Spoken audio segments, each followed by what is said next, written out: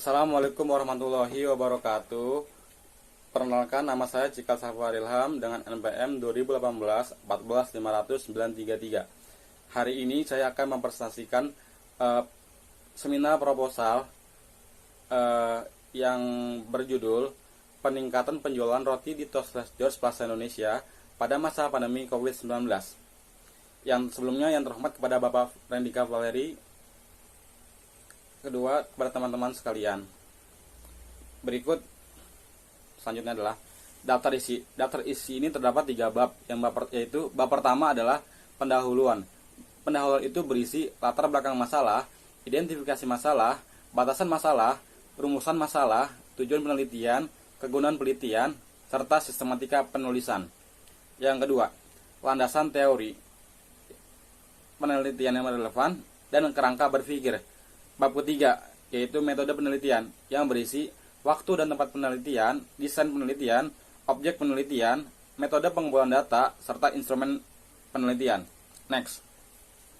Bab pertama adalah ada pendahuluan. Dalam pendahuluan itu ada latar belakang masalah.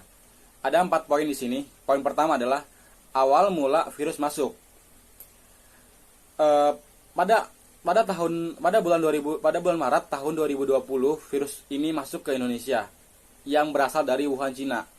Virus yang dinamakan COVID-19 ini datang dan menjangkit 2 orang pertama. Setelah itu kemudian virus itu berkembang dan seiring berjalan sehingga terjadinya masa pandemi. Yang kedua, poin kedua adalah industri bakery. Industri bakery ini di Indonesia itu merupakan salah satu industri makanan atau bakery yang sedang hype-nya, yaitu sedang naik-naiknya karena kecenderungan anak-anak muda dari baik segi produksi, penjualan, dan serta minat pelanggan sedang naik-naiknya. Jadi tidak heran jika industri makanan ini sangat digemari oleh para kaum anak muda terutama. Poin ketiga, masa pandemi COVID-19. Pada masa pandemi ini menjadi tantangan kepada pebisnis. Oleh karena itu, pebisnis diharapkan untuk bangkit dan terus mempertahankan usahanya. Pada masa ini, pebisnis harus memutar otak bagaimana caranya usahanya bisa berjalan lancar atau minimal berjalan semula agar tidak mengalami kebangkrutan atau kehilangan usahanya. Poin keempat, strategi yang digunakan. Pada strategi yang digunakan pebisnis ini adalah bagaimana caranya agar usaha yang dikelolanya itu dapat berjalan dengan baik, dan usaha apa atau strategi apa yang digunakan oleh pebisnis berikut agar pada masa pandemi ini pebisnis tidak kehilangan pekerjaan atau usahanya. Karena dengan strategi yang tepat, maka usaha yang akan dijalankan itu akan berjalan dengan baik. Selanjutnya ada identifikasi masalah. Identifikasi masalah ada 4 poin. Yang pertama adalah upaya perusahaan dalam menghadapi masa pandemi COVID-19. Poin kedua, tantangan yang berat dalam menghadapi masa pandemi COVID-19. Poin ketiga, penjualan menurun saat masa pandemi COVID-19. Poin keempat, pandemi COVID-19 mengakibatkan gerai pada tutup. Next. Batasan masalah. Batasan masalah pada penelitian kali ini adalah agar penelitian lebih fokus dan tidak meluas dari pembahasan yang dimaksud, maka penulis dengan ini membatasinya pada ruang lingkup penelitian pada peningkatan penjualan roti di George Plaza Indonesia pada masa COVID-19. 4. Rumusan masalah. Berdasarkan latar belakang, identifikasi masalah, dan pembatasan masalah, maka rumusan masalahnya adalah apakah ada peningkatan penjualan roti di George Plaza Indonesia pada masa pandemi. Next. Tujuan penelitian. Adapun tujuan ini yang penulis lakukan adalah sebagai berikut. Pertama, untuk mengetahui bagaimana cara peningkatkan penjualan roti di George Plaza Indonesia dalam masa pandemi COVID-19. Poin kedua, mendeskripsikan strategi apa yang digunakan George Plaza Indonesia dalam menghadapi masa pandemi COVID-19. Poin ketiga, mendeskripsikan strategi pemasaran saat berlangsungnya masa pandemi COVID-19 di George Plaza Indonesia. Next, ada kegunaan penelitian. Penulis berharap bahwa tulisan ini dapat memberikan kegunaan antara lain. Yang pertama adalah 1. Kegunaan bagi penulis. sebagai syarat untuk tugas mata kuliah, metode penelitian, serta menambah wawasan dan gambaran penulis dalam menyusun skripsi di semester akhir. Kedua, mengembangkan ilmu yang didapat selama masa perkuliahan, terlebih untuk mengetahui strategi apa yang digunakan perusahaan dalam menghadapi masa pandemi ini. Poin kedua, kegunaan bagi perusahaan. Penelitian ini diharapkan akan menghasilkan informasi yang positif bagi perusahaan dan bisa menjadi salah satu bahan untuk masukan serta menjadi bahan pertimbangan untuk menggunakan strategi apa dalam meningkatkan penjualan masa pandemi COVID-19. Poin ketiga, yaitu kegunaan bagi dosen mata kuliah. Penelitian ini diharapkan dapat memberikan penilaian dalam mata kuliah, metode penelitian, dan memberikan saran serta masukan kepada penulis agar bisa memperbaiki tulisan ini sehingga tulisan ini disetujui untuk tugas akhir skripsi pada semester akhir. Next, bab kedua, yaitu landasan teori. Ada pengertian strategi menurut para ahli. Yang pertama adalah, strategi adalah menetapkan misi perusahaan, penetapan sasaran organisasi dengan meningkatkan kekuatan intelektual eksternal, perumusan kebijakan dan implementasi secara tepat sehingga tujuan dan sarana utama organisasi akan tercapai, menurut Steiner and Milner. Poin yang kedua, menurut Hamdan Hanafi, ia mengatakan strategi adalah penetapan tujuan jangka panjang yang dasar dari suatu organisasi dan pemilihan alternatif tindakan akan alokasi sumber daya yang diperlukan untuk mencapai tujuan tersebut. Poin ketiga, strategi adalah arah dan ruang lingkup dari sebuah organisasi atau lembaga dalam jangka panjang yang mencapai keuntungan melalui konfigurasi dari sumber daya dalam lingkungan yang menantang demi memenuhi kebutuhan pasar dan suatu kepentingan, menurut Johnson dan Schools. Kesimpulannya adalah, strategi merupakan penetapan arah, tujuan, dan misi perusahaan jangka panjang dan jangka pendek dengan meningkatkan aspek-aspek tertentu demi mencapai tujuan perusahaan. Next. Pengertian pemasaran menurut para ahli. Menurut Utama dan Subagio, pemasaran adalah merupakan serangkaian kegiatan mulai dari proses dalam pembuatan, mengkomunikasikan, mengenalkan, dan menawarkan transaksi yang mempunyai nilai bagi konsumen, klien, partner, dan masyarakat pada umumnya. Poin kedua, Philip Kotler dan Gary Armstrong. Pemasaran adalah proses sosial dan manajerial di mana pribadi atau organisasi memperoleh apa yang mereka butuhkan dan ingin melakukan penciptaan dan pembentukan nilai dengan yang lain. Poin ketiga, menurut Sonton adalah pemasaran adalah keseluruhan sistem yang berhubungan dengan tujuan untuk merencanakan, mendistribusikan barang dan jasa yang bisa memuaskan kebutuhan pembeli aktual dan potensial.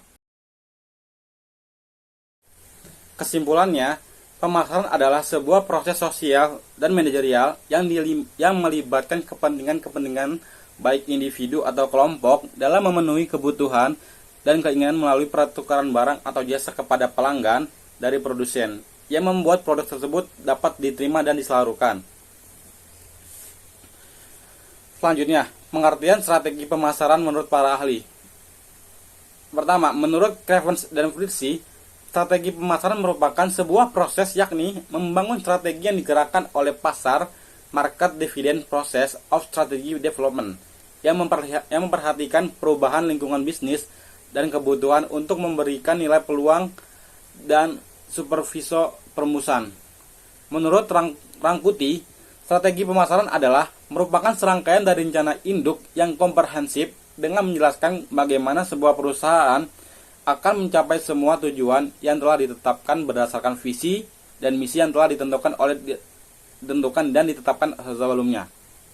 Menurut Asauri, strategi pemasaran adalah serangkaian dari tujuan kebijakan, sasaran serta aturan yang memberikan arah kepada usaha-usaha pemasaran perusahaan dari masa ke masa pada masing-masing tingkatan acuan serta pengalokasiannya, terutama sebagai tanggapan perusahaan dalam menghadapi lingkungan dan keadaan persaingan yang selalu mengalami perubahan.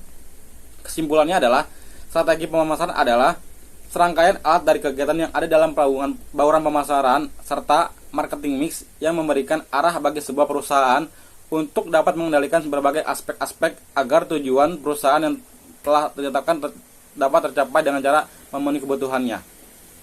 Selanjutnya, bab kedua, yaitu hasil penelitian yang relevan. Yang pertama, berdasarkan penelitian yang dilakukan oleh Prasetyo Hadi Atmoko tahun 2018 dalam jurnalnya yang berjudul Strategi Pemasaran untuk Meningkatkan Volume Penjualan di Cavington Hotel Yogyakarta. Dari penelitian tersebut dapat disimpulkan terdapat strategi pemasaran yang dapat meningkatkan volume penjualan. Poin kedua, berdasarkan penelitian yang dilakukan oleh Nurul Mubarok pada tahun 2017 dalam jurnalnya yang berjudul Strategi Pemasaran Islami dalam Meningkatkan Penjualan pada Butik Kalista. Dari penelitian tersebut dapat disimpulkan terdapat strategi pemasaran yang dapat meningkatkan penjualan. Poin ketiga, berdasarkan penelitian yang dilakukan oleh Nurjannah pada tahun 2019 dalam jurnalnya yang berjudul Analisis Strategi Pemasaran dalam Meningkatkan Penjualan Produk pada Toko Rahmat Aluminium Banjarmasin. Dari penelitian di atas dapat disimpulkan dalam menerapkan strategi pemasaran dalam sebuah perusahaan tidak dapat dilakukan sekali saja, namun butuh proses yang panjang demi penyiangan keberhasilan. Poin keempat, berdasarkan penelitian yang dilakukan oleh Febe Kereh dan Alja Tumbel dan Sajendri R. Loindong pada tahun 2018 dalam jurnalnya yang berjudul Analisis Strategi Pemasaran dalam Meningkatkan Penjualan Motor Yamaha Mio pada PT Hasdrat Abadi Outlet Yamaha Sam Ratulangi.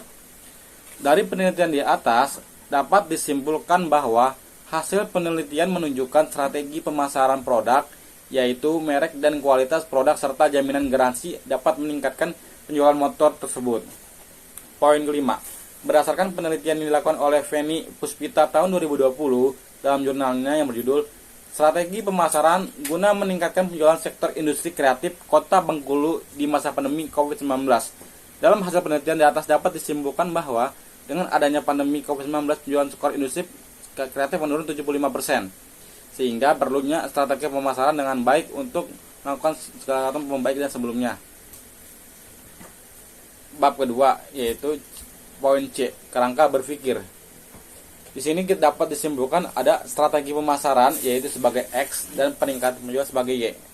Berdasarkan kerangka berpikir di atas, maka dapat dilihat bahwa adanya strategi pemasaran yang dapat meningkatkan penjualan.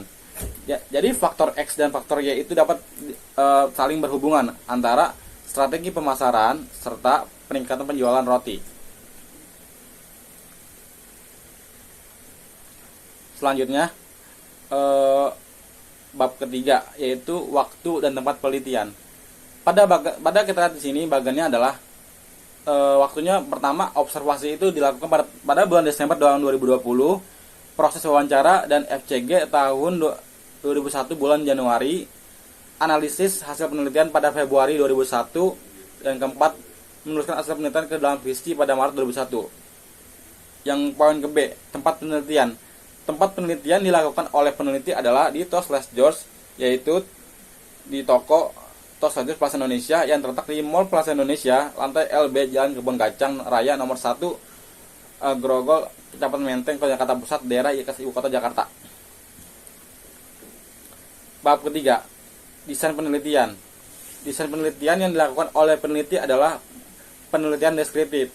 Artinya, data yang dikumpulkan bukan berupa data angka, melainkan data yang berasal dari naskah wawancara, catatan lapangan, dokumentasi pribadi, catatan atau memo peneliti, dan dokumen resmi lain yang mendukung.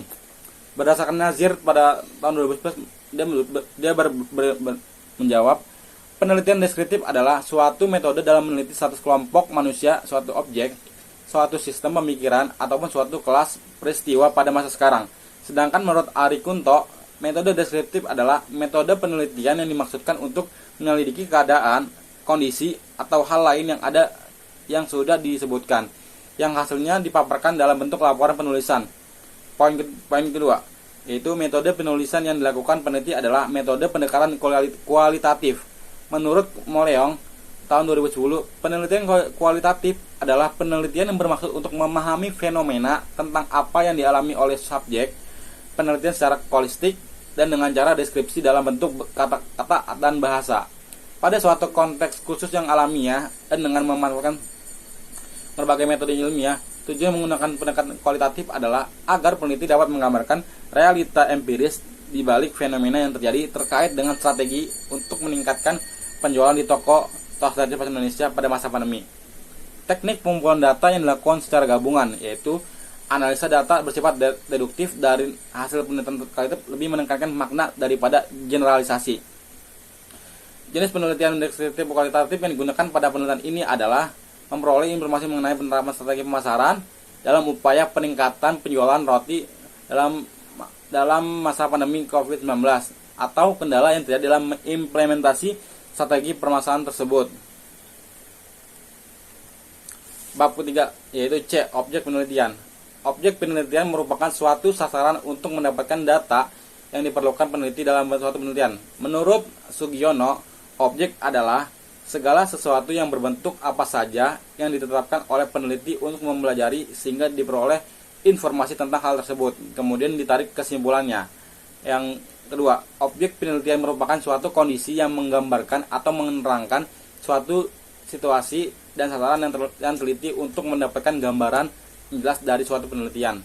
Poin ketiga, objek penelitian yang diambil penulis adalah peningkatan penjualan roti di Indonesia pada masa pandemi. Bab ketiga yaitu metode pengumpulan data. Metode pengumpulan data merupakan cara yang digunakan oleh peneliti untuk mengumpulkan data-data yang diperlukan dalam suatu penelitian. Yang pertama adalah wawancara. Menurut Raharjo, wawancara adalah proses komunikasi atau interaksi untuk mengumpulkan informasi dengan cara tanya jawab antara peneliti dengan informan atau subjek penelitian. Kedua, wawancara tersebut merupakan pedoman wawancara yang digunakan hanya berupa garis-garis besar permasalahan yang akan ditanyakan. Pertanyaan yang diajukan pada peneliti ini adalah kepada kepala toko dan juga staf toko yang bertugas menangani operasional dan penjualan toko tentang masalah yang ditemukan dalam implementasi strategi pemasaran di toko dan penyebab timbulnya masalah tersebut. Poin kedua adalah dokumentasi. Dokumentasi adalah salah satu metode pengumpulan data kualitatif dengan melihat atau menganalisis dokumen-dokumen yang dibuat oleh subjek sendiri atau oleh orang lain tentang subjek dalam penelitian ini. Metode dokumentasi digunakan untuk memperoleh data langsung dari toko berupa data penjualan, data dimensi rak di toko, dan data dimensi produk-produk yang dijual di toko. Selain itu, peneliti juga mengambil foto kondisi rak pajangan di toko untuk dapat dianalisis sebagai laporan. Penulisan juga mengambil foto kondisi rak pajangan toko untuk dapat dianalisis sebagai laporan penulisan. Bab ketiga, instrumen penelitian. Menurut Sugiono, instrumen penelitian adalah suatu alat pengumpul data yang digunakan untuk mengukur fenomena alam maupun sosial yang diamati. Penelitian ini menggunakan teknik pengumpulan data, wawancara, dan dokumentasi memerlukan alat bantu berupa instrumen. Yang dimaksud yaitu berupa handphone untuk merekam dan mengambil gambar yang diperlukan pada saat meneliti toko, flash disk untuk meminta data perusahaan yang diperlukan, serta data penjualan, data barang, dan data penumpang lainnya, serta alat tulis seperti pensil, pulpen, buku, serta dan segala sesuatu yang mencatat informasi yang diterima dari hasil wawancara atau staf toko pada saat meneliti. Dalam dokumentasi yang dilakukan peneliti dalam penelitian ini meliputi pengumpulan informasi tentang data yang diperlukan, yaitu sebagai berikut. 1. Pengambilan data jumlah produk roti yang diproduksi setiap hari. Poin kedua, pengambilan gambar dan video area toko seperti area kasir, table dan dan display roti. Poin ketiga, pencatatan masalah-masalah yang terjadi dan mengakibatkan arus penjualan menurun atau tidak stabil. Yang keempat, mengecekkan label expired pada roti yang sudah di-display. Poin kelima, pengukuran jarak antara tempat display roti dengan antrian kasir.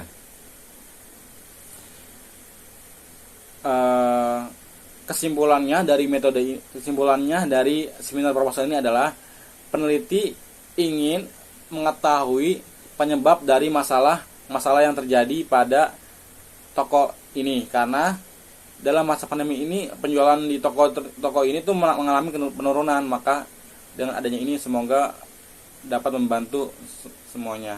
Sekian presentasi dari saya, kurang lebihnya mohon maaf. Assalamualaikum warahmatullahi wabarakatuh.